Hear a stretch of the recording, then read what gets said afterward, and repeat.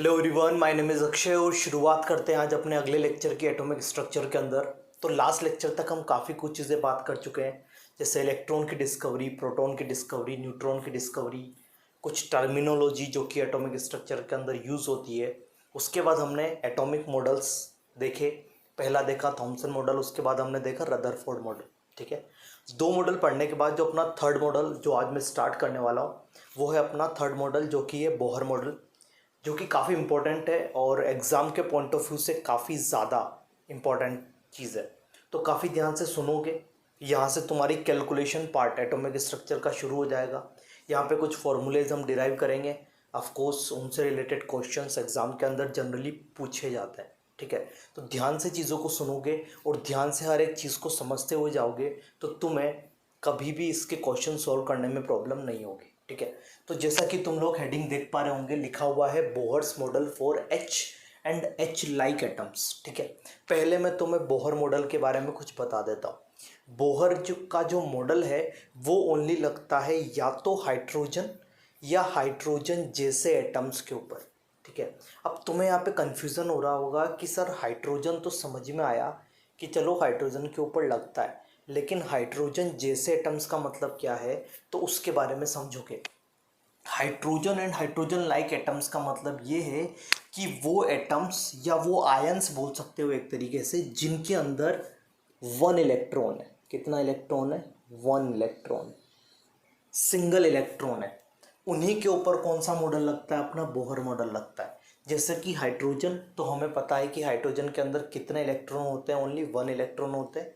तो वहाँ पर ये वाला जो बोहर मॉडल है, जो भी चीज़ें हम पढ़ने वाले हैं, ये सारी चीज़ें हम वहाँ पे लगा सकते हैं। बाकी किसी के अंदर ये नहीं लगेगा। ओनली कब लगता है बोहर मॉडल? ओनली लगता है जब सिंगल इलेक्ट्रॉन हो। ठीक है, सिंगल इलेक्ट्रॉन की कंडीशन में इसको लगा सकते हैं। इसको मल्टी इलेक्ट्रॉन की कंडीशन में हम नहीं लगा सकते। एक से ज़्यादा इलेक्ट्रॉन अगर हो गए तो वहाँ पे ये बोहर का मॉडल नहीं लगेगा। उसके लिए कोई डिफरेंट मॉडल है जो हम इस चैप्टर के लास्ट तक पढ़ते हुए जाएंगे। ठीक है, तो फिलहाल के लिए तुम्हें याद रखना है कि ये बोहर मॉडल किसके लिए लगता है? हाइड्रोजन और हाइड्रोजन जैसे। अब हाइड्रोजन के अंदर वन इलेक्ट्रॉन होता है, तो हाइड्रोजन जैसे कि एग्जांपल्स में मैं तुम्हें देता हूँ। जैसे कि अगर मैं तुम्हें एग्जांपल दूँ हीलियम प्लस, अगर मैं तुम्हें एग्जांपल दूँ हीलियम प्लस, तो तुम खुद बताओगे कि हीलियम प्लस के अंदर कितने इलेक्ट्रॉन है। तो तुम आंसर दोगे कि सर हीलियम प्लस के अंदर Z की वैल्यू होती 2, प्लस लगा दिया तो एक कम हो गया, 2 माइनस 1, आंसर हो गया 1, मतलब इसके अंदर भी एक इलेक्ट्रॉन है। इसी तरीके से लिथियम प्लस 2 के अंदर कितने इलेक्ट्रॉन है? तो तुम आंसर दोगे कि सर 1 इलेक्ट्रॉन है। ठीक है, इसी तरीके से अगर मैं तुम्हें बोलूँ कि बेरिलियम प्लस 3 के अंदर कितने इलेक्ट्रॉन है, तो तुम आंसर दोगे कि सर 1। अब नंबर ऑफ इलेक्ट्रॉन्स कैसे पता लगाते हैं ये मैं तुम्हें बेसिक टर्मिनोलॉजी के अंदर समझा चुका हूँ, तो वहाँ पे तुम्हें कन्फ्यूज़न नहीं होना चाहिए। अगर तुम्हें उस चीज़ से भी कन्फ्यूज़न है तो पहले उस चीज़ को क्लियर करो कि किसी भी एटम के अंदर number of electrons, number of protons और नंबर ऑफ़ न्यूट्रॉन्स कैसे निकाले जाते हैं। तो आई थिंक तुम्हें ये चीज़ क्लियर हुई होगी कि उसके जैसे एटम्स की बात कर रहा हूँ मैं, मतलब कुछ इस टाइप के एटम्स की बात कर रहा हूँ। ये चीज़ क्लियर है? मतलब जिसके अंदर सिंगल इलेक्ट्रॉन होगा, जिसके अंदर वन इलेक्ट्रॉन होगा, वहीं पर हमारा बोहर मॉडल अप्लाई हम कर सकते हैं, वहीं पर अपना अपना बोहर मॉडल हम लगा सकते हैं। अदरवाइज हम बोहर मॉडल को मल्टी इलेक्ट्रॉन्स की कंडीशन में अप्लाई नहीं कर सकते। ये चीज़ क्लियर है? पहली चीज़ क्लियर है तुम्हें कि बोहर मॉडल किसके लिए है, कहाँ अप्लाई कर सकते हैं। बढ़िया। अब कुछ पॉइंट्स है बोहर मॉडल, क्या बताया बोहर के मॉडल के अंदर, तो जनरली हम यहाँ पे उसके कुछ 4 पॉइंट्स डिस्कस करने वाले हैं। तो पहला पॉइंट क्या है उसको हम समझते हैं। तो जैसा कि रदरफोर्ड ने हमें बताया था कि जो भी इलेक्ट्रॉन होता है वो इलेक्ट्रॉन रिवॉल्व करता है अराउंड द न्यूक्लियस, लेकिन वो इसको एक्सप्लेन नहीं कर पाया था कि कितना डिस्टेंस पे करता है, कि सारे इलेक्ट्रॉन्स किस तरीके से वहाँ पे अरेंज होते हैं। ठीक है, तो बोहर ने आके उसको और अच्छी तरीके से एक्सप्लेन करने की कोशिश की। तो क्या बोला उसको देखते हैं। ये बोलता है कि electron revolve around the nucleus along certain path. ठीक है, कुछ पाथ फॉलो करते हैं, उनको हम क्या बोलते हैं? ऑर्बिट या शेल बोलते हैं। किसने बोला? ये बोहर का फर्स्ट स्टेटमेंट यही है कि जो भी इलेक्ट्रॉन्स होते हैं, ये भी बोलता है कि वो रिवॉल्व करते हैं लेकिन एक पर्टिकुलर पाथ फॉलो करते हैं। उस पर्टिकुलर पाथ को उन्होंने क्या नाम दिया हुआ है, उस पर्टिकुलर पाथ को नाम दिया हुआ है ऑर्बिट या शेल। ठीक है, जैसे कि मैं तुम्हें एग्जांपल दूं, जैसे कि यहाँ पे ये है तुम्हारा पॉजिटिव, पॉजिटिव मतलब तुम्हारा प्रोटॉन्स, प्रोटॉन्स मतलब कहाँ पे होते हैं, न्यूक्लियस के अंदर। तो ये न्यूक्लियस बनाया हुआ है, तो ये बोलता है कि कुछ इस तरीके से शेल्स बने हुए हैं। ठीक है, ये फर्स्ट शेल मैंने यहाँ पे ड्रॉ कर दिया है। इसी तरीके से इसके साथ एक और शेल बना हुआ है। ठीक है, ये सेकंड शेल है, ये फर्स्ट शेल है। इसी तरीके से ये एक और शेल बना हुआ है। ऐसे बहुत सारे शेल है। क्या बोलता है ये, ऐसे बहुत सारे शेल है। तो ये जो अपना ये मैंने यहाँ पे ये रिप्रेजेंट किया हुआ है, ये किया हुआ है मैंने यहाँ पे न्यूक्लियस। क्या रिप्रेजेंट किया हुआ है मैंने यहाँ पे, न्यूक्लियस। और ये जो सर्कुलर पाथ मैंने यहाँ पे ड्रॉ किया हुआ है, ये क्या है अपना, ये है शेल।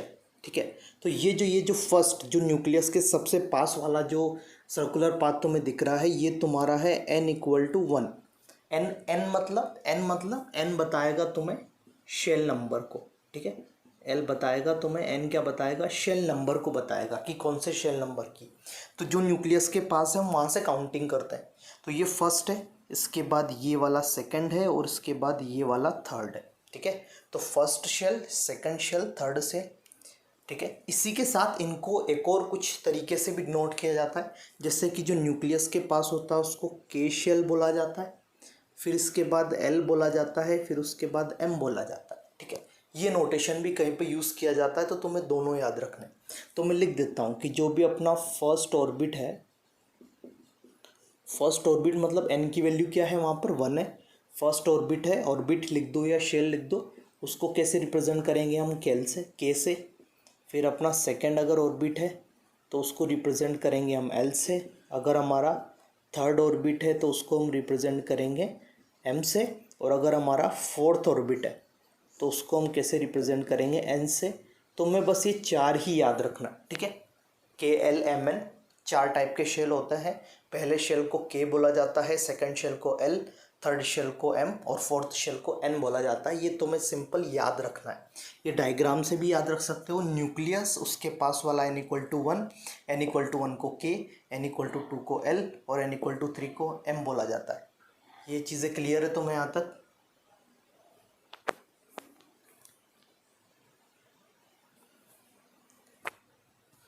तो इसके बाद अब हम चलते हैं सेकंड पार्ट की तरफ। आई थिंक तुम्हें फर्स्ट पार्ट जो भी इसका फर्स्ट स्टेटमेंट था वो समझ में आया होगा विद डायग्राम। सेकंड चीज़ को समझते हैं। ये बोलता है कि कोई भी जो इलेक्ट्रॉन है is associated with a definite energy. ये बोलता है कि जो भी इलेक्ट्रॉन्स यहाँ पर रिवॉल्व करते हैं इन शेल के अंदर, उनके पास अपनी एक डिफाइनाइट एनर्जी होती है। मतलब पर्टिकुलर ऑर्बिट में है तो उस पर्टिकुलर ऑर्बिट के अंदर उसकी एक डिफाइनाइट एनर्जी होती है। मतलब अगर कोई इलेक्ट्रॉन इस के शेल के अंदर अगर रिवॉल्व कर रहा है तो यहाँ पे उसकी कुछ एनर्जी है। एल शेल के अंदर कोई इलेक्ट्रॉन रिवॉल्व कर रहा है तो यहाँ पे उसकी एक एनर्जी है। ये एनर्जी कांस्टेंट है, डिफाइनाइट है कि इतनी ही होगी उसके पास। एन अगर के शेल है तो उसके अंदर एक पर्टिकुलर वैल्यू है, वो एनर्जी इस वाले इलेक्ट्रॉन के पास होगी जो यहाँ पर रिवॉल्व कर रहा है, वो डिफाइनाइट वैल्यू है। ठीक है, वो वैल्यू क्या होती है वो भी हम बाद में बात करेंगे। पर सिंपल सी चीज़ है कि बोल रहा है कि electron is associated with definite energy. मतलब उसके पास एक डिफाइनाइट एनर्जी है किसी पर्टिकुलर ऑर्बिट में अगर वो रखा हुआ है। ठीक है, साथ में अगर ये चीज़ भी समझ सकते हैं कि सपोज अपना ये न्यूक्लियस है। ठीक है, ये न्यूक्लियस के पास फर्स्ट वाला शेल है। ठीक है, इस तरीके से मैं इसको पूरा ड्रॉ नहीं कर रहा हूँ, ओनली इसको हाफ सर्कुलर वाला चीज़ बना रहा हूँ मैं यहाँ पे। ये फर्स्ट है। ठीक है, ये अपना क्या है, ये है अपना न्यूक्लियस, ये है अपना न्यूक्लियस, ये है अपना n=1 मतलब फर्स्ट शेल, ये है अपना n=2 मतलब सेकंड शेल। ठीक है, तो अगर कोई इलेक्ट्रॉन यहाँ पर है, सपोज फर्स्ट शेल के अंदर है तो उसकी कुछ एनर्जी है। अगर कोई इलेक्ट्रॉन सेकंड शेल के अंदर है तो उसकी कुछ एनर्जी है। सपोज अगर कोई इलेक्ट्रॉन जंप करता है, ठीक है, जंप करता है तो सपोज वो n=1 से n=2 में जाता है। क्या कर रहा है कोई भी इलेक्ट्रॉन, n=1 से n=2 में जा रहा है, मतलब वो क्या कर रहा है, वो लोअर टू हायर ऑर्बिट या हायर शेल के अंदर जा रहा है। ठीक है, हायर शेल के अंदर वो क्या कर रहा है, जा रहा है। इसका मतलब क्या है कि वो क्यों जा रहा है, क्योंकि उसकी एनर्जी में डिफरेंस आ गया। क्योंकि यहाँ वैल्यू कुछ डिफाइनाइट है, यहाँ वैल्यू कुछ डिफाइनाइट है। अगर उसको यहाँ वाली वैल्यू मिल गई मतलब उतनी एनर्जी इसको हमने प्रोवाइड कर दी, ठीक है, इसको हमने क्या कर दी, इतनी एनर्जी प्रोवाइड कर दी, तो वो यहाँ से कहाँ चला जाएगा, इसके ऊपर वाले शेल में। तो हाइयर शेल में कब जाएगा, जब वो एनर्जी को एब्जॉर्ब करेगा, एनर्जी एब्जॉर्ब्ड, ठीक है, एनर्जी क्या करेगा, वो एब्जॉर्ब करेगा। तो अगर कोई भी इलेक्ट्रॉन लोअर से हाइयर शेल की तरफ जाता है मतलब वो वहाँ पे क्या करता है, वो वहाँ पर एनर्जी एब्जॉर्ब करता है, तब जाके वो लोअर से हाइयर शेल के अंदर जाएगा। अगर एनर्जी में कोई चेंज नहीं हुआ तो वो लोअर से हाइयर शेल की तरफ कभी भी नहीं जा सकता। चीज़ समझ में आ रही है, किसकी वजह से जा रहा है, क्योंकि वो कहीं से एनर्जी एब्जॉर्ब कर रहा है, वो एक्सटर्नल फैक्टर से हम उसको एनर्जी दे सकते हैं। चीज़ समझ में आ रही है। एक और चीज़ यहाँ पे देखोगे कि अगर एनर्जी एब्जॉर्ब कर रहा है मतलब यहाँ वाली जो एनर्जी थी वो कम थी और यहाँ वाली एनर्जी क्या हो गई, ज़्यादा। इससे ये पता चलता है कि n=1 के अंदर जो इलेक्ट्रॉन है उनकी एनर्जी ऑफकोर्स कम रही होगी, और n=2 के अंदर क्यों गया है, क्योंकि उसकी एनर्जी बढ़ गई है। तो n=1 वालों की एनर्जी कम है, n=2 वालों की एनर्जी ज़्यादा है। तो इससे ये पता लगता है कि जो न्यूक्लियस के ज़्यादा पास होता है उसकी एनर्जी उतनी कम होती है। ये याद रखना, सिंपल सी चीज़ है, जो न्यूक्लियस के जितना ज़्यादा पास होता है उसकी एनर्जी कम होती है। याद रहेगी इतनी सिंपल चीज़। एक तो ये पॉसिबिलिटी हो सकती है, एक पॉसिबिलिटी ये हो सकती है कि ये रहा तुम्हारा न्यूक्लियस और ये रहा तुम्हारा फर्स्ट शेल, ये रहा तुम्हारा सेकंड शेल। तो ये n=1 है, ये n=2 है, ठीक है। ये चीज़ क्या है, ये चीज़ है न्यूक्लियस। सपोज कोई क्या करता है, हाइयर टू लोअर शेल में जंप करता है, ठीक है। तो higher to lower, higher to lower shell, इस तरीके से अगर वो जंप करता है, तो इस तरीके से अगर वो जंप कर रहा है तो क्यों कर रहा होगा, क्योंकि उसकी एनर्जी एब्जॉर्ब हो रही होगी या एनर्जी रिलीज हो रही होगी। तो यहाँ पे हम बोलेंगे कि एनर्जी क्या हो रही होगी, रिलीज हो रही होगी। तो यहाँ पर एनर्जी रिलीज्ड, एनर्जी रिलीज, तो यहाँ पे एनर्जी रिलीज हो रही होगी। इसी की वजह से क्या हो रहा है कि वो हाइयर से लोअर शेल की तरफ आ पा रहा है, ठीक है, क्योंकि यहाँ की एनर्जी ज़्यादा है और अगर उसको 1 में आना है तो उसको कुछ एनर्जी क्या करनी पड़ेगी, रिलीज करनी पड़ेगी, ताकि उसकी एनर्जी कम होगी तभी वो इस पर्टिकुलर ऑर्बिट के अंदर रिवॉल्व कर सकता है। क्योंकि इस पर्टिकुलर ऑर्बिट में आने के लिए उसको एक पर्टिकुलर एनर्जी की ज़रूरत पड़ेगी, जो कि अभी जो उसके पास है उससे, जो भी अभी उसके पास उससे कम है। तो वो कुछ रिलीज करेगा तभी इसमें आ पाएगा। अगर वो रिलीज नहीं करता है तो वो इसी पर्टिकुलर ऑर्बिट के अंदर क्या करता रहेगा, रिवॉल्व करता रहेगा। चीज़ें क्लियर है, पहला पॉइंट क्लियर है। इसने क्या बोला, सिंपल, इलेक्ट्रॉन रिवॉल्व कर रहा है अराउंड द न्यूक्लियस, उसको हमने डिफरेंट शेल्स के अंदर डिवाइड किया। KLMN 4 शेल तक हमें जनरली बात करना है। फिर इसने बोला कि इलेक्ट्रॉन के पास पर्टिकुलर ऑर्बिट के अंदर एक डिफाइनाइट एनर्जी होती है। अगर कोई लोअर से हाइयर शेल के अंदर जाएगा तो एनर्जी ऑब्जर्व करेगा, और अगर कोई हाइयर टू लोअर शेल के अंदर आएगा तो यहाँ पर एनर्जी वो रिलीज करेगा। तो अब कुछ और चीज़ें देखते हैं बोहर मॉडल के अंदर। जैसे कि हमने फर्स्ट और सेकंड पॉइंट की बात कर लिया था, अब थर्ड पॉइंट की बात करते हैं यहाँ पे कि थर्ड पॉइंट के अंदर बोहर ने हमें क्या समझाया। तो जैसा कि रदरफोर्ड के अंदर अगर तुम्हें पता हो तो वहाँ पे हमने एक बात किया था मैक्सवेल लॉ के बारे में, जो कि हमें बता रहा था कि अगर कोई भी पॉजिटिवली चार्ज पार्टिकल है या कोई भी चार्ज पार्टिकल है उसके अराउंड अगर कोई भी ऑपोजिटली चार्ज पार्टिकल रिवॉल्व करता है तो वहाँ पर क्या होगा, वहाँ पर वो धीरे धीरे एनर्जी लूज करेगा और क्या करेगा, वो न्यूक्लियस के अंदर गिर जाएगा, ठीक है। तो उसको एक्सप्लेन कुछ इस तरीके से किया बोहर ने। बोहर बोलता है कि जो भी तुम्हारे पास यहाँ पे न्यूक्लियस है, ठीक है, और न्यूक्लियस के अराउंड तुम्हारा रिवॉल्व कौन कर रहा है, इलेक्ट्रॉन, ठीक है। तो ये रहा तुम्हारा एक सिंगल इलेक्ट्रॉन, ठीक है। ऑफ कोर्स बोहर मॉडल है तो हम सिंगल इलेक्ट्रॉन ही लेंगे। तो ये अपना रहा एक पार्टिकल इलेक्ट्रॉन का ये, ठीक है। तो ये बोलता है कि एक पॉजिटिव और नेगेटिव चार्ज जो होता है ना, उनके बीच में एक फोर्स लगता है, उस फोर्स को बोला जाता है इलेक्ट्रोस्टैटिक फोर्स ऑफ अट्रैक्शन, ठीक है। तो मैं यहाँ पे उस चीज़ को भी लिख देता हूँ, यहाँ पे लिख देता हूँ, वो चीज़ होता है इलेक्ट्रोस्टैटिक फोर्स, ठीक है। उसकी वैल्यू क्या होती है, उसकी वैल्यू होती है K(Q1Q2/r²), ठीक है। यहाँ पे R क्या है, यहाँ पे R है इन दोनों के बीच का डिस्टेंस, जो भी दो चार्ज्ड पार्टिकल है। तो एक चार्ज पार्टिकल तो अपना न्यूक्लियस रहा, एक चार्ज पार्टिकल रहा अपना इलेक्ट्रॉन। यहाँ पे इसका चार्ज को Q1 बोल दिया जाता है, इसके चार्ज को Q2 बोल दिया जाता है। ठीक है, तो एक फोर्स ऑफ अट्रैक्शन यहाँ पे कुछ ऐसे लग रहा है। ठीक है, ऑफ कोर्स कुछ इस तरीके से लग रहा है। ये जो भी पॉजिटिव चार्ज है ये इलेक्ट्रॉन को अपनी तरफ क्या कर रहा है, खींच रहा है। तो इनके बीच का इलेक्ट्रोस्टैटिक फोर्स ऑफ अट्रैक्शन कुछ ऐसा होता है। तो पहले थोड़ा सा इसको समझ लेते हैं। Q1 जो होगा वो हमें निकालना है। ठीक है, K कांस्टेंट है, R यहाँ पे इनके बीच का डिस्टेंस है। ठीक है, या रेडियस बोल सकते हैं उस पर्टिकुलर एटम की। ठीक है, रेडियस ही जनरली हम यहाँ पे बात करेंगे। तो K Q1 Q2 by are square. अब मुझे बताओ कि सपोज इसको Q1 लिया और इसको Q2 लिया। ठीक है, तो यहाँ पर Q1 क्या होगा, Q1 क्या है, charge on nucleus, charge on nucleus. अब मुझे तुम ये बताओ कि न्यूक्लियस के ऊपर कितना चार्ज होता है। तो तुम बोलोगे कि सर न्यूक्लियस के अंदर चार्ज जो होता है वो ओनली ऑन डिपेंड करता है किस पे, प्रोटॉन्स पे, क्योंकि न्यूक्लियस जो भी होता है ना उसके अंदर ओनली प्रोटॉन्स प्रेजेंट है। लेकिन प्रोटॉन का जो चार्ज है वो इलेक्ट्रॉन के चार्ज के बराबर तो होता ही है। ठीक है, लेकिन यहाँ पे एक इलेक्ट्रॉन है, लेकिन यहाँ पर तो हमेशा एक इलेक्ट्रॉन नहीं रहेगा ना। हाइड्रोजन रहा, यहाँ पर तो हमेशा एक प्रोटॉन तो नहीं रहेगा। हाइड्रोजन रहा तो एक प्रोटॉन, लेकिन अगर हीलियम आ गया, जैसा कि हीलियम प्लस मैंने तुम्हें एग्जांपल दिया, तो यहाँ पर 2 प्रोटॉन हो गए। लिथियम +2 बोल दिया तो यहाँ पर 3 प्रोटॉन हो गए। ठीक है, तो कैसे पता लगाते हैं हम कि कितने प्रोटॉन है। एक प्रोटॉन का चार्ज पता है E के बराबर होता है। तो यहाँ पे चार्ज कितना होगा, यहाँ पे जो चार्ज होगा वो टोटल होगा Z इंटू E के बराबर, जहाँ पे Z क्या है, उसका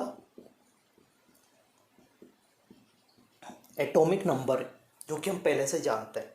तो किसी भी न्यूक्लियस के ऊपर चार्ज कितना होता है, Z इंटू E के बराबर ही तो होता है। अगर सपोज लिथियम है तो 3E के बराबर, हाइड्रोजन है तो E के बराबर है कि नहीं, क्योंकि 3 प्रोटॉन है तो 3 इंटू E, और अगर लिथियम है तो 3 इंटू ई, बेरिलियम है तो 4 इंटू ई। तो Q1 की वैल्यू क्या आएगी, Z इंटू ई आ जाएगी। Q2 की वैल्यू की बात करेंगे, यहाँ पर इलेक्ट्रॉन है तो चार्ज ऑन इलेक्ट्रॉन, तो ये आंसर आएगा E। चीज़ समझ में आ रही है। तो Q1 आ गया ZE, Q2 आ गया E। तो यहाँ पे पुट करके देखते हैं। तो यहाँ पे पुट करेंगे तो ये आएगा K into ZE into E divided by R square. ये चीज़ क्लियर है। तो यहाँ से ये वैल्यू निकल के आएगी अपनी KZE square upon R square. ठीक है, पहले इस चीज़ को समझो आराम से। तो ये इलेक्ट्रोस्टैटिक फोर्स होता है जिसकी वैल्यू क्या होती है, KZE square upon R square. कैसे निकाला, Q1 और Q2 की वैल्यू पुट कर दी। अब K जो होता है वो इज इक्वल टू होता है 1/4 एप्सिलॉन नॉट। ठीक है, ये चीज़ें देख के घबराना मत कि ये चीज़ें कहाँ से आ रही है। एक्चुअल में तुम लोगों को बता दूं तो ये सारी जो चीज़ें ना, इलेक्ट्रोस्टैटिक फोर्स वगैरह, ये सारा फिजिक्स के अंदर आता है। 12th फिजिक्स के अंदर ये चीज़ें तुम्हें काफ़ी डेप्थ के अंदर पढ़ाई जाएगी। लेकिन फिलहाल यहाँ पे यूज़ आ रहा है तो मुझे इसको बताना पड़ेगा। तो सिंपल फॉर्मूले बता रहा हूँ, बाकी की जो चीज़ें हैं वो तुम्हारे यहाँ पे काम में नहीं आने वाली, ओनली फार्मूला काम में आने वाला है। तो फार्मूला डिस्कस कर रहा हूँ, कैसे डिराइव हुआ, कहाँ से आया, ये सारी बातें तुम्हें फिजिक्स में बताई जाएगी। के की वैल्यू होती है 1/4 एप्सिलॉन नॉट। एप्सिलॉन नॉट को बोला जाता है परमिटिविटी। ठीक है, ये वर्ड का भी क्या मीनिंग होता है, ये क्या डिनोट करता है, फिजिक्स में बताया जाएगा। तो डरने की कोई दिक्कत नहीं है, बस मैंने यहाँ पे इसको यूज़ कर लिया। इज इक्वल टू इसकी पर्टिकुलर वैल्यू है जो तुम्हें याद रखनी है। के की वैल्यू होती है 9 इंटू 10⁹। ठीक है, newton metre square coulomb to the power -2। Newton force था। ठीक है, मीटर स्क्वायर, ये आर स्क्वायर इधर गया, और ये ई स्क्वायर मतलब यहाँ पे इसका ये चार्ज है, चार्ज का स्क्वायर किया, कूलॉम का स्क्वायर किया, इधर आया तो -2 हो गया। ठीक है, तो के की वैल्यू तुम्हें आज से याद रखनी है। के की वैल्यू होती है तुम्हारे पास 9 into 10⁹ newton metre square coulomb to the power -2। याद रखना है, वैल्यू यूज़ करनी पड़ेगी क्वेश्चंस के अंदर जब आएंगे तो। ठीक है, तो रट लेना इसको। ये हो गया तुम्हारा इलेक्ट्रोस्टैटिक फोर्स। एक और फोर्स होता है जिसको बोला जाता है सेंट्रीफ्यूगल फोर्स। सेंट्रीफ्यूगल फोर्स शायद आई थिंक तुम लोग 9th 10th के अंदर पहले से पढ़ चुके होंगे। ये फोर्स कब लगता है? जब कभी भी कोई चीज़ सर्कुलर मोशन के अंदर हो रही हो। तो यहाँ पर भी क्या हो रहा है कि ये जो भी इलेक्ट्रॉन है यहाँ पे सर्कुलर मोशन कर रहा है, तो इसकी वजह से क्या होता है, सेंट्रीफ्यूगल फोर्स कुछ इस तरीके से बाहर की तरफ यहाँ पे अप्लाई होता है। ठीक है, तो वो सेंट्रीफ्यूगल फोर्स क्या होता है? सेंट्रीफ्यूगल फोर्स होता है अपना, ये होता है mv²/r के बराबर। किसके बराबर होता है? mv²/r। ठीक है, तो यहाँ पे m क्या है? जो भी पार्टिकल इस तरीके से यहाँ पे रोटेट कर रहा है, मतलब यहाँ पे इलेक्ट्रॉन है। v क्या है कि इसकी स्पीड क्या है, और r क्या है कि कितना डिस्टेंस है। तो ये जो फोर्स लग रहा है ये तुम्हारा इलेक्ट्रोस्टैटिक वाला है, ये वाला फोर्स है तुम्हारा सेंट्रीफ्यूगल वाला। तो बोहर बोलता है कि ये इलेक्ट्रॉन इस वजह से इसी पर्टिकुलर ऑर्बिट में इस वजह से रिवॉल्व कर पाता है, क्योंकि यहाँ पे इनका फोर्स क्या हो जाता है, बैलेंस हो जाता है। और फोर्स बैलेंस हो जाता है तो ये ना तो इधर आ सकता है ना इसके बाहर जा सकता है, इसी वजह से इसी पर्टिकुलर रेडियस में ही वो क्या करता है, हमेशा रिवॉल्व करता रहता है। तो इन दोनों की वैल्यू क्या हो जाती है, बराबर। मतलब इसने बोला कि kZd²/r² बराबर हो जाता है mv²/r के। ठीक है, तो यहाँ तक तुम्हारी बात क्लियर हो गई। आगे चलते हैं। ये थर्ड पॉइंट था, इम्पोर्टेंट था, चीज़ें समझ में आनी चाहिए कि इलेक्ट्रोस्टैटिक फोर्स क्या होता है, kZd²/r²। ये कैसे निकाला, ये पॉइंट इंपॉर्टेंट है। Q1 कैसे बोला, Q2 कैसे बोला, समझ में आना चाहिए। नहीं आ रहा हो तो पूछ लेना चीज़ें। ठीक है, और ये दोनों बराबर होते हैं। ये वैल्यू कहाँ से आती है? फिजिक्स के अंदर सर्कुलर मोशन चैप्टर के अंदर पढ़ाया जाएगा। फोर्थ पॉइंट की तरफ चलता है। तो थर्ड पॉइंट के बाद फोर्थ पॉइंट की तरफ चलते हैं। ये बोलता है कि इलेक्ट्रॉन, अब पॉइंट ये है कि कौन से ऑर्बिट के अंदर इलेक्ट्रॉन रिवॉल्व करेगा। क्या सारे ऑर्बिट के अंदर इलेक्ट्रॉन रिवॉल्व करेगा? तो बोहर बोलता है कि नहीं, सारे ऑर्बिट के अंदर रिवॉल्व नहीं करेगा। उन्हीं ऑर्बिट के अंदर इलेक्ट्रॉन रिवॉल्व करेगा जिसका एंगुलर मोमेंटम, तो अब सुन लेना कि एंगुलर मोमेंटम जो होता है वो होता क्या है? एंगुलर मोमेंटम होता है mvr। याद रख लो, फिजिक्स की चीज़ है। ठीक है, मास स्पीड रेडियस। ठीक है, तो ये बोलता है कि इसका जो एंगुलर मोमेंटम है mvr वो h/2π का इंटीग्रल मल्टीपल। इंटीग्रल मल्टीपल मतलब यहाँ पे मैंने n लगा दिया। n की वैल्यू क्या है? 1 हो सकती है, 2 हो सकती है, 3 हो सकती है, कोई इंटीजर वैल्यू हो सकती है। तो एंगुलर मोमेंटम क्या होता है? mvr। तो ये बोलता है कि mvr की वैल्यू हमेशा किसके इंटीग्रल मल्टीपल होगी? nh/2π के इंटीग्रल मल्टीपल होगी। h/2π के इंटीग्रल मल्टीपल होगी। जो यहाँ पे हमने क्या यूज़ कर लिया? n। h क्या है यहाँ पे? काफ़ी इंपॉर्टेंट चीज़ है। h है यहाँ पर प्लांक कांस्टेंट। ठीक है, अब ये प्लांक कांस्टेंट याद रखना है, वैल्यू याद रखनी है, ऑफ कोर्स इंपॉर्टेंट है। 6.626 इंटू 10⁻34 जूल सेकेंड। इंपॉर्टेंट चीज़ है, ऑफ कोर्स इंपॉर्टेंट चीज़ है। तुम्हें याद रखना है कि h की वैल्यू क्या होती है, k की वैल्यू क्या होती है, और mvr = nh/2π होता है। प्लीज़ फिर से बोल रहा हूँ, इस चीज़ से मत घबराना कि कहाँ से आया, कैसे हो रहा है। कुछ टाइम लगेगा, फिजिक्स के अंदर ये सारी चीज़ें तुम्हें बताई जाएगी। ठीक है, थोड़ा सा एटॉमिक स्ट्रक्चर के अंदर जब यहाँ पे हम बात करते हैं तो थोड़ा फिजिक्स और केमिस्ट्री मिक्स होता है। तो ऑफ कोर्स फिजिक्स की कुछ चीज़ें आ रही है, उनके डेरिवेशन कैसे चीज़ें आती है ये तुम्हें फिजिक्स के अंदर बताएंगे। तुम्हें बस फॉर्मूला याद रखना है कि इलेक्ट्रोस्टैटिक फोर्स होता है केमिस्ट्री के अंदर kZd²/r²। सेंट्रीफ्यूगल फोर्स होता है mv²/r, और mvr = होता है nh/2π बोहर के अकॉर्डिंग।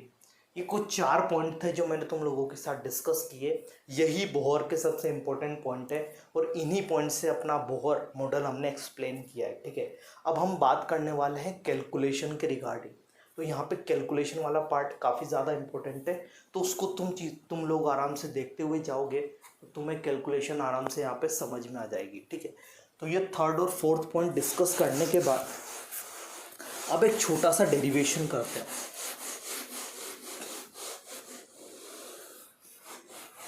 यहाँ पर अब छोटा सा डेरिवेशन करते हैं। हम डेरिवेशन जो करने वाले हैं वो करने वाले हैं कैलकुलेशन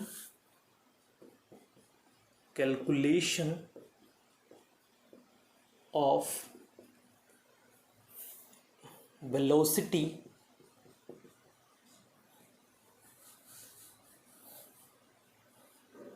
of electron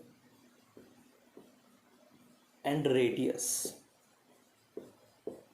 ठीक है, रेडियस मतलब जो भी अपना इलेक्ट्रॉन, जो भी एटम कितने डिस्टेंस पे है, वो रेडियस हम फाइंड आउट करने वाले हैं। शेल की जो रेडियस है वो फाइंड आउट करने वाले, तो उसका डेरिवेशन है, तो ध्यान से देखोगे। ठीक है, तो डब्ल्यू के टी मतलब we know that K Z square upon R square is equal to M V square by are.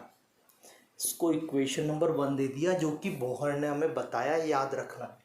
इसके बाद सेकंड चीज़ हमें बताई M V R equals to N H upon 2 pi, इसको बोल दिया इक्वेशन नंबर 2। तो कोई दिक्कत है तुम लोगों को, नहीं होनी चाहिए। मैंने क्या किया, यहाँ से v की वैल्यू फाइंड आउट की, जो आई मेरे पास एन एच अपॉन 2 पाई m r। तुम लोगों को बता देता हूँ, तुम्हारी सुरक्षा के लिए बता देता हूँ कि मेरा जो n है और जो मेरा h है, कभी कभी वो सिमिलर दिखता है। ठीक है, तो जब भी मैं चीज़ें बोल रहा हूँ ना, तो उसके अकॉर्डिंग मैं वहाँ पे लिख रहा हूँ, तो कन्फ्यूज़न अगर हो तो जो बोल रहा हूँ उससे वहाँ पे तुम देख सकते हो। तो ये लिखा हुआ है n, ये लिखा हुआ है h।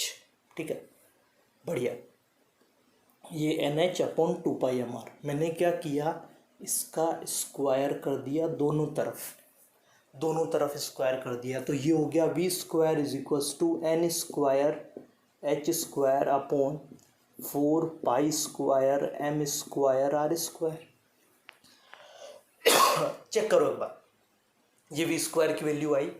ये जो वी स्क्वायर की वैल्यू आई है ना, इसको मैं पुट करने वाला हूँ यहाँ पर। तो फ्रॉम इक्वेशन नंबर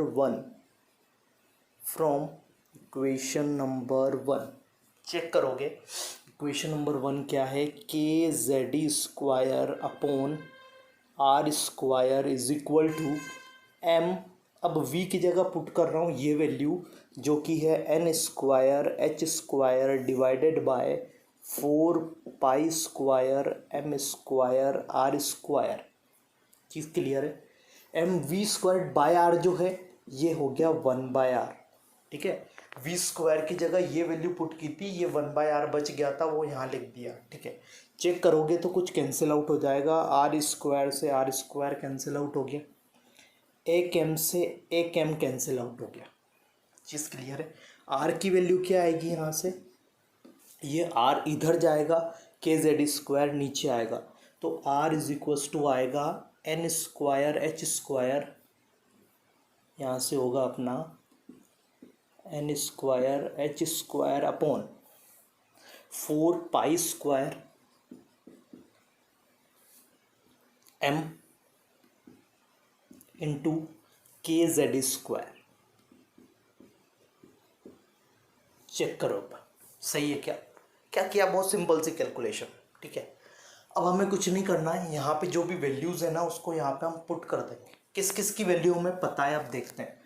हमें h की वैल्यू पता है 6.626 इंटू 10⁻⁻34 जूल सेकेंड होती है।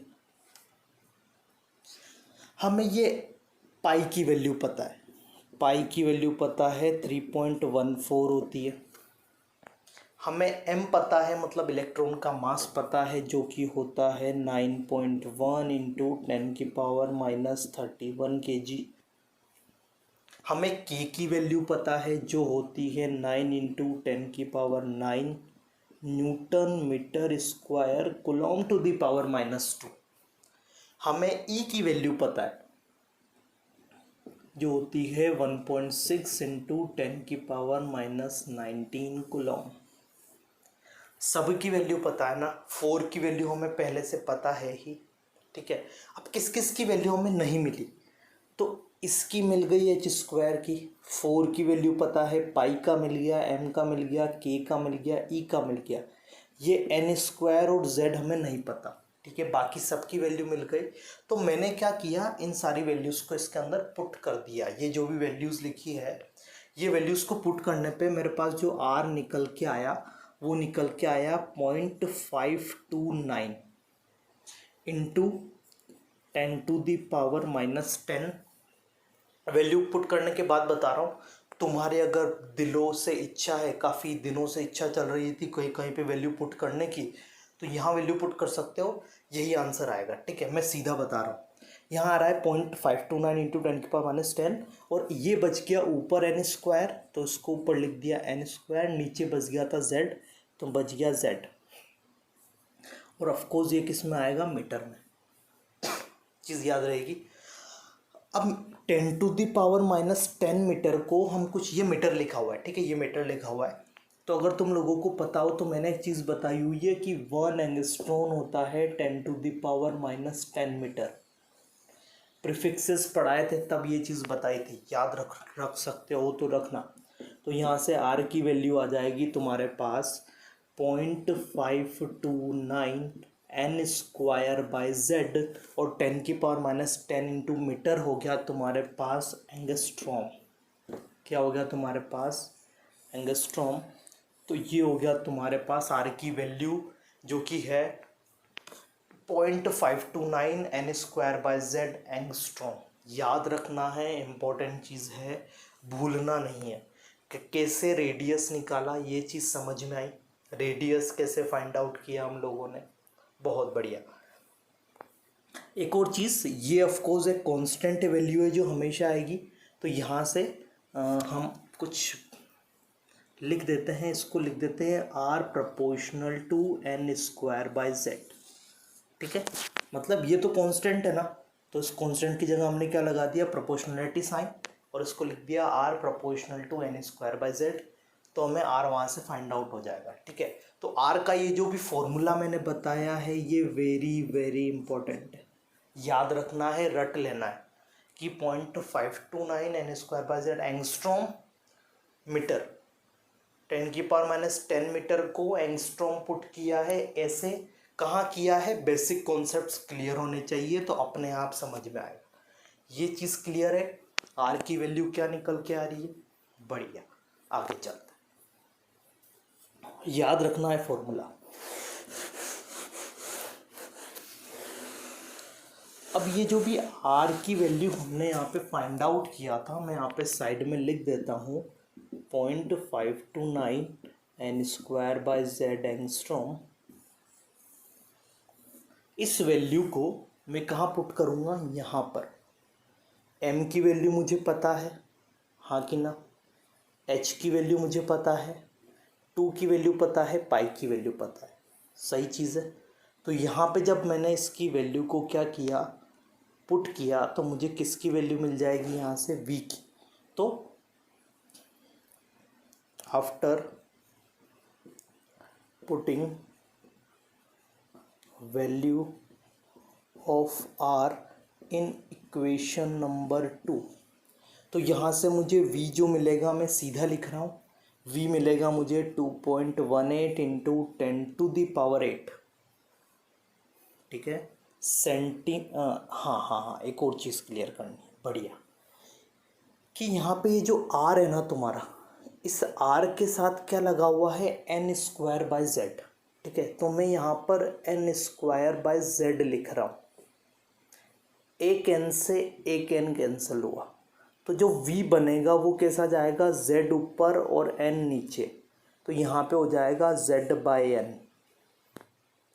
चीज़ क्लियर है क्या, फिर से समझना, ये लिखा हुआ था अपना mvr equal to NH/2 m की वैल्यू पता, r की वैल्यू अभी रहने दो, h की वैल्यू पता, 2 की वैल्यू पता, पाई की वैल्यू पता, सबकी वैल्यू पुट कर दोगे ना। r की जो वैल्यू पुट करोगे वो क्या करोगे, 0.529 into n square by Z. अब ये वैल्यू तो कांस्टेंट है, तो यहाँ पे मैं सिंपल अगर पुट करूँ n स्क्वायर बाई जेड को, है ना, तो n से n कैंसिल हुआ, तो जो यहाँ से v निकल के आएगा, जो यहाँ से अपना v निकल के आएगा, वो निकल के आएगा कितना, ये z ऊपर जाएगा, n नीचे जाएगा, तो ये हो जाएगा z into H divided by m 2πm। ठीक है, इंटू n, ये वाला n नीचे जाएगा, तो ये z बाय n दिख रहा है तुम लोगों को, ये वैल्यू हमें नहीं पता, तो मैंने सिंपल यहाँ पे क्या लग दिया, इंटू z बाय n, और ये हो जाएगा तुम्हारा सेंटीमीटर पर सेकंड में वैल्यू आएगी। ऑफ कोर्स वेलोसिटी का यूनिट हमें याद रखना है, मीटर पर सेकंड में भी कहीं पे यूज़ करते हैं, हम यहाँ पे सेंटीमीटर पर सेकंड का मैंने तुम्हें बता दिया है। अगर तुम्हें कोई पूछेगा मीटर पर सेकंड के अंदर तो तुम आंसर दे सकते हो। आई थिंक चीज़ें क्लियर होगी। और यहाँ से अगर मैं प्रोपोर्शनलिटी वाली साइन वाली बात करूँ तो V प्रोपोर्शनल टू होता है Z/N। Z है एटॉमिक नंबर, N है शेल नंबर। तो आई थिंक तुम्हें क्लियर हो गया होगा कि कैसे मैंने रेडियस और वेलोसिटी को निकाला है। इसका फॉर्मूला रट लेना है, काफ़ी इम्पोर्टेंट है। ये फॉर्मूला भी रट लेना है, काफ़ी इम्पोर्टेंट है। कैसे आया है वो बता चुका हूँ, ठीक है। तो आई थिंक तुम्हें आज का जो भी सेशन था बोहर मॉडल से रिलेटेड वो काफ़ी अच्छे से क्लियर हो गया होगा, जिसके अंदर हमने बात किया बोहर के कुछ ज़्यादा इम्पोर्टेंट पॉइंट्स और साथ में कैलकुलेशन वाला पार्ट, जिसके अंदर हमने डिस्कस किया कि वेलोसिटी और रेडियस का क्या फॉर्मूला होता है। अगले सेशन में कुछ और चीज़ें करेंगे बोहर मॉडल से रिलेटेड। तब तक के लिए चीज़ें अच्छे से करते रहो, पीछे का जो भी बेसिक चीज़ें पढ़ा चुका हूँ उसको अच्छे से करते रहो और अपने टाइम को ज़्यादा से ज़्यादा यूटिलाइज करो। इस लेक्चर के नोट्स तुम्हें डिस्क्रिप्शन बॉक्स के अंदर मिल जाएंगे। तो आज के लेक्चर के अंदर इतना ही, तब तक के लिए मेरी तरफ से बाय।